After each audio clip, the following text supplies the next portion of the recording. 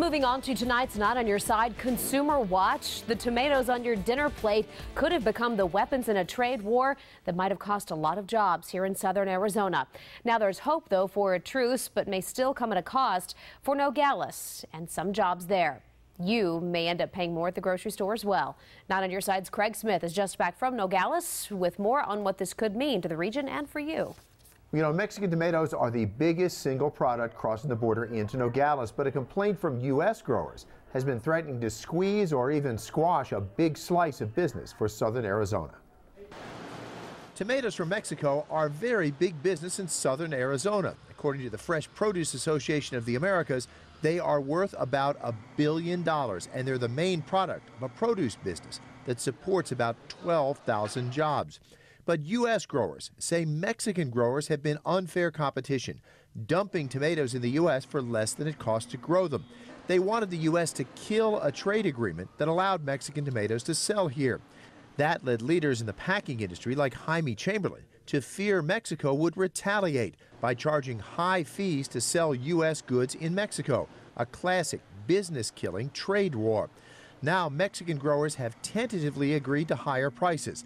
That should head off a trade war, but Chamberlain thinks the higher prices will still suppress business for southern Arizona. Is this a choice between a small negative on the job front versus a trade war that would have been disastrous?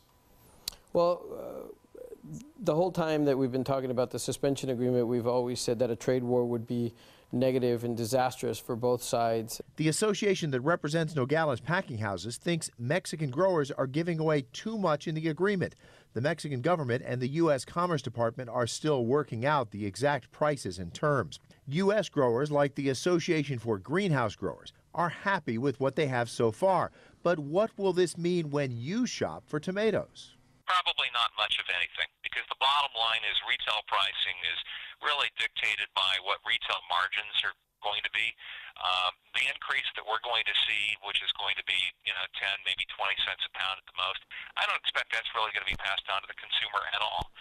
Now, because the agreement sets a minimum price on Mexican tomatoes, Chamberlain does expect retail prices to rise, but he can't quite predict how much. The deal is still officially tentative. It is due to be final early next month. So, Craig, if the claim is that Mexican farmers are selling tomatoes for less than it costs to grow them, how could they do that and still stay in business? Well, the greenhouse growers, for one, say they don't have to price that way all the time, just long enough to undercut U.S. growers. And we should be clear, Mexican growers are not conceding. They have been dumping. Craig, thank you.